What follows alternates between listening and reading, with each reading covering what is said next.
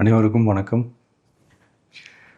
ஒரு 20 வயசு இளைஞராக இருக்கும்போதே புரட்சித் தலைவர் எம்ஜிஆர் அவர்களை நம்பி அவங்களுடைய மன்றத்தில் சேர்ந்தவர்.